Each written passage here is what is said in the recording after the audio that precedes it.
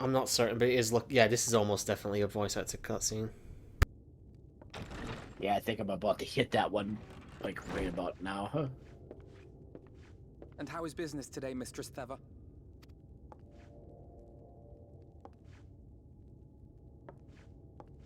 Oh, frenetic. Look, I have a new customer.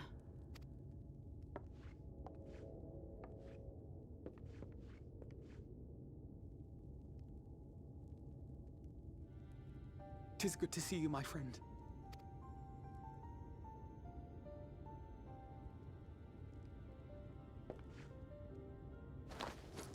The barley seeds you wanted. They should produce a better harvest than the last. What, just like that? Oh, Alfino, you really are a dear. Well, I'd best be tidying up some of those empty shacks before the pests move in. Keep an eye on the place while I'm out, eh?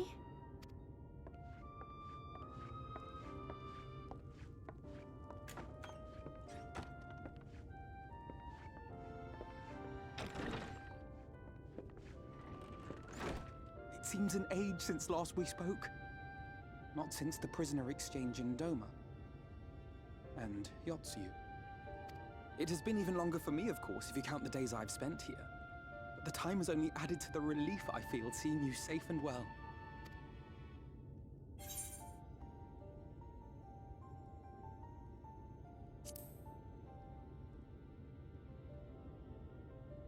Huh. Alize said much the same thing. I don't think I've ever had such a scolding. But I believe an exchange of news is in order.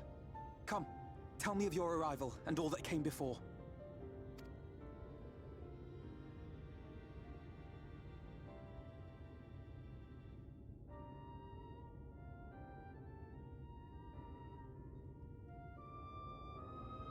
I see. Both the Exarch and Alize told me what they knew of events, but I had stubbornly clung on to the hope that all-out war might yet be avoidable. And poor Tataru. She must be sick with worry. We must endeavor to return as soon as we may. It would be nice to bring her good tidings for a change.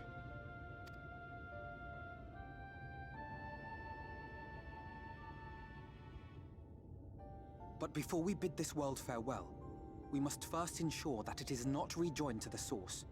We must prevent the 8th Umbral calamity. Urianger's vision of the future has, I fear, every chance of coming true. By his description, the catalyst for the calamity was a formless and deadly weapon employed by the Garlean Empire.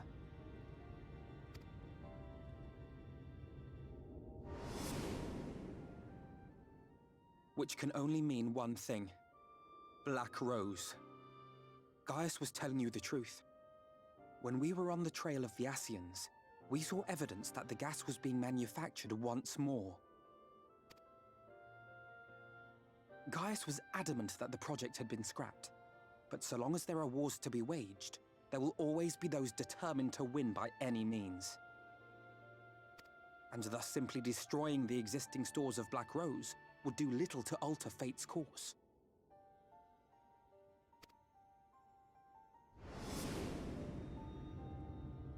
In that sense, our involuntary journey here to the First was something of a boon. Together with the Exarch, we've developed a theory as to how we believe the rejoining will be set in motion. I'm sure Urianger himself will cover the subject in more detail. But I can tell you the process requires that both worlds, the Source and the First, be facing an existential threat. One being Sin Eaters, of course. They are a menace that I would dearly love to remove, and not just to avert a calamity. I may be a stranger to this world, but I will not stand idly by and let innocent people be slaughtered.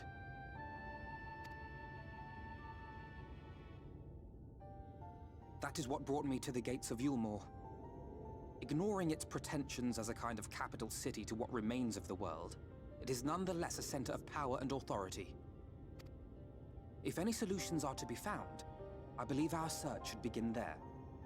What say you, old friend? Hungry for another adventure?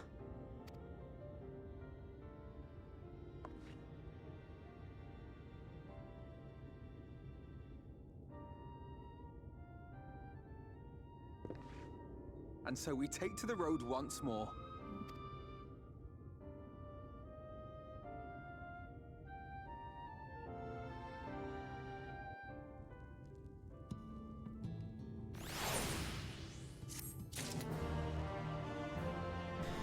Alpha node with some new threads, apparently. And so I'm in first person mode. The first thing I see, the fucking back end of your Chocobo Nova. Lovely. Open arms, close gate. Okay. Yeah. Yeah, since we didn't have the watch-along party, I decided to do it because I had Peacock on my PS5, so I decided to use that to bring it up on my TV and watch it. Worked out pretty damn good. Good to hear. Sorry, I'm just muting a few servers. I forgot to do it. Yep. Sorry, people. I do like the massive payouts we're getting again for finishing quests at this point. I forgot how much experience? You get. Yeah. Yeah, since we're back in a base of an expansion city patch part, we're definitely getting around the normal amount of experience we should be getting here. Anyways. And I say that knowing that they did dumb down the numbers when Endwalker came out, but even then it's still where it should be, even despite that, so...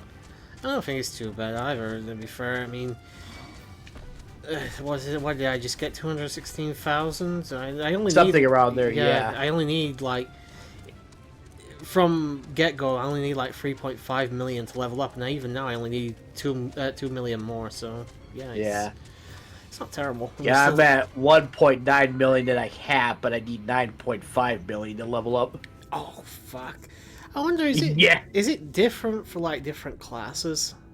No, it's because I'm at a higher level. I know you're at a higher level. That just seems like a massive shoot-up. No, it's strictly because of level. It's fair enough. The classes or jobs don't really play a part in that. It's always the higher level will always need more experience. It's just, I mean, this is after the numbers were dumbed down. Before then, I mean, I think before they nerfed the numbers or whatever to dial them back so they wouldn't run the future problems, it was like 37 million to get to level 80 back then. Damn. And that was, yeah. Imagine what it would have been under the old numbering system now to get to 90. I mean, good God. 100 million people, maybe? I mean, that would have been... maybe. Yeah. Although, having said that, the payout would have also been bigger because of how much more you would have needed to... And I think it's always by, like, fractions and not, like, certain numbers. So, at least, depending on what you're doing to get the experience. At least when it comes to things like duty roulette and stuff.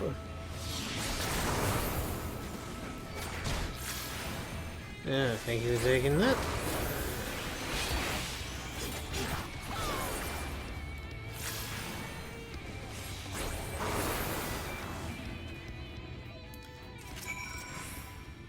I'll speak to the maiden. Yeah. Or the madame, sorry. Ooh, another cutscene. They're not voice acted, though. Yeah, when it gave me the options for what to put on my PS5, I saw Peacock. I was like, you know what? Yeah, let's put that on there. That's an easy call. Have you been going with the PS5? You been playing any more games?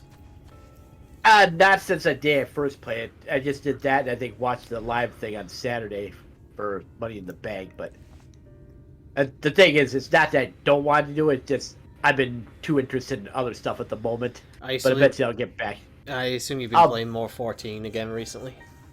Oh, there's 14. There's this Poke MMO thing, which is basically Pokemon, but like kind of like a massive multi-online player. Is that game with sprites from like Gen 3? I think it was like Game Boy Advance stuff.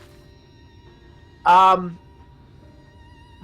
of. Because I remember playing the Pokemon MMO years and years ago. Well, this is just called just called Poke MMO. Yeah, it might be the. I think it almost. I think it had the same. I think it had. But the this same one has name.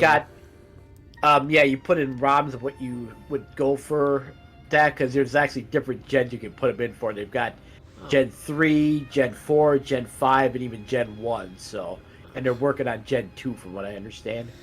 You say you've been playing that then? Yeah, I've been playing that stations, although that's slowed down a bit lately because I've been other stuff. Like yesterday, I did a play along of excuse me. Oot Rando Seed with Dine. So, Okay. and then the other day, I think we did like a co-op, like an old style one, not like an online one where we actually share the items.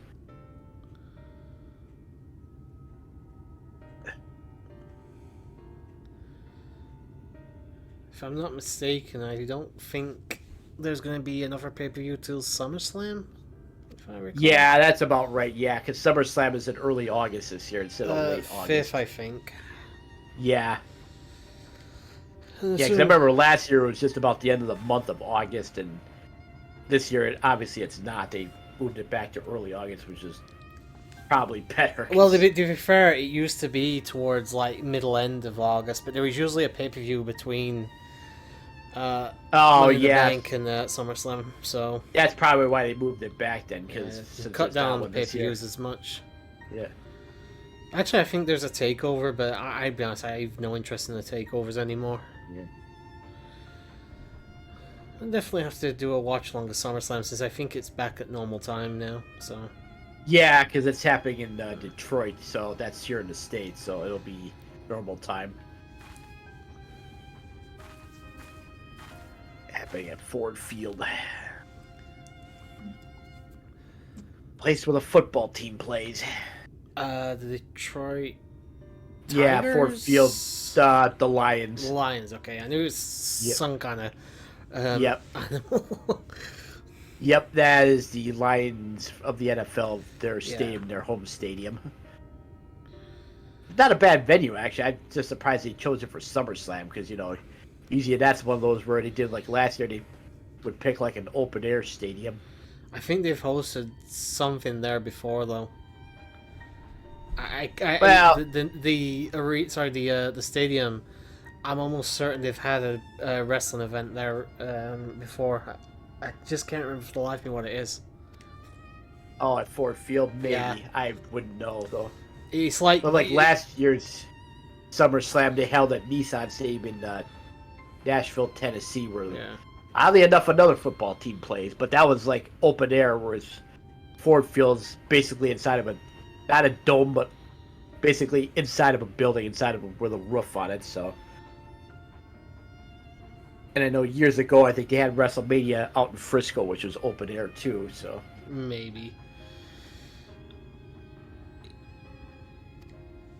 I mean, if they can do it for WrestleMania, they should surely do open air stadiums for SummerSlam. Oh, like absolutely. SummerSlam is usually like, in terms of ticket sales, usually those, I think, usually the second best of the year, minus WrestleMania, obviously.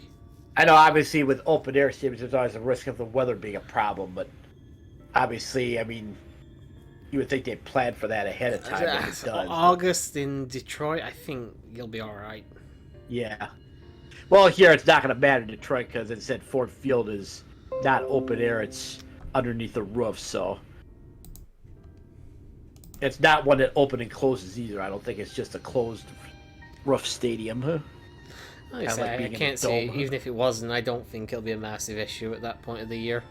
No, I know it wouldn't, because being in that stadium, that would only be a concern if it had been an open air, open stadium, and obviously it's not, so you basically take that out of the equation at this point, so. And I've heard some of the matches we're going to get, like Cody Brock free, that should be... Yeah, that's not surprising. I'm okay as long as this is the last time. I don't want another one after this.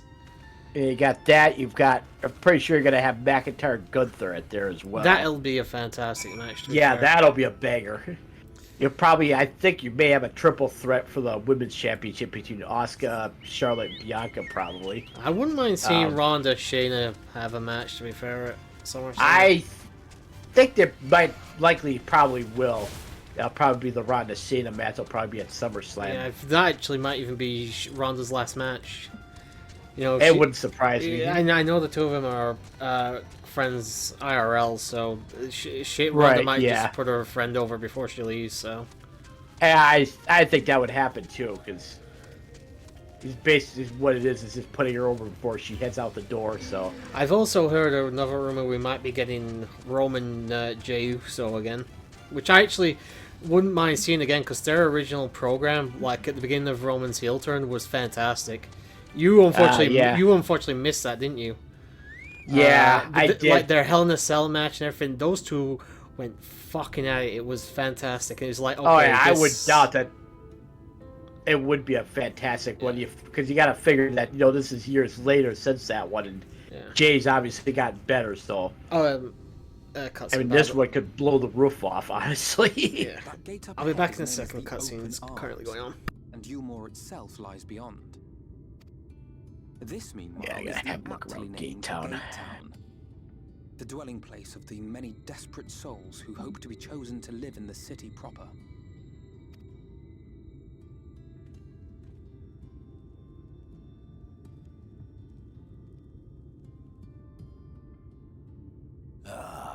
I thought I recognized you. Brought a new friend, eh?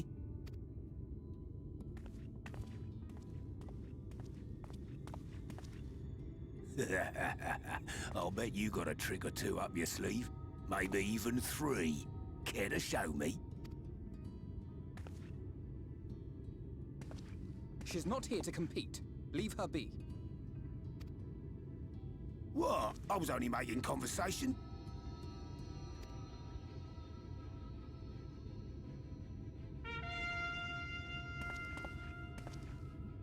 Ladies and gentlemen, your attention, please!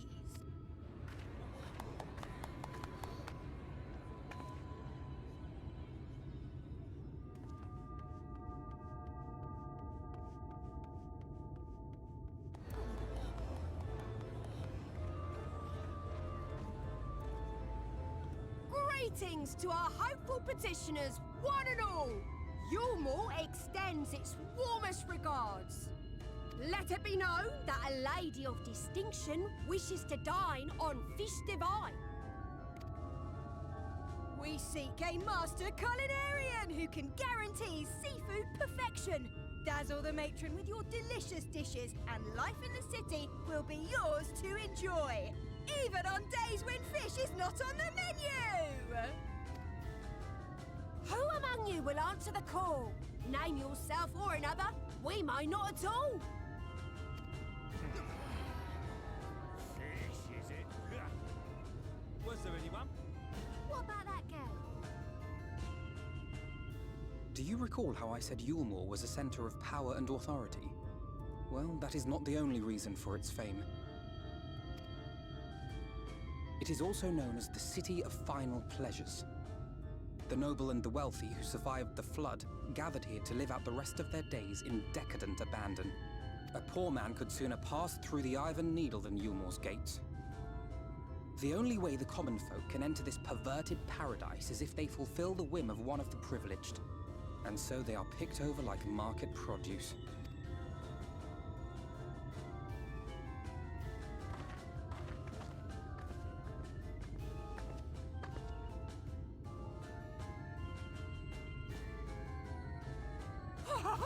What a catch! We'll not be throwing this one back. Having seen your all too obvious charms, we welcome you with open arms. Come, join us in the City of Splendor and live out your life in an ecstasy of endeavor.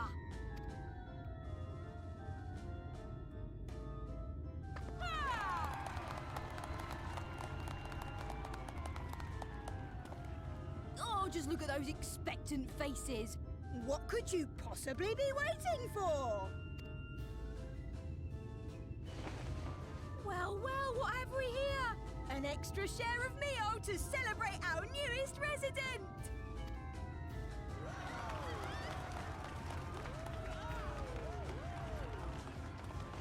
For you! Oh, Enjoy! thank goodness. Over here! Meal is a foodstuff which Yulmore routinely doles out to the people of Gatetown, and apparently a staple for its citizens as well. Many here rely on it to survive in these times of scarcity. Yet the whole arrangement just seems... well, let's just say it leaves a bad taste in my mouth.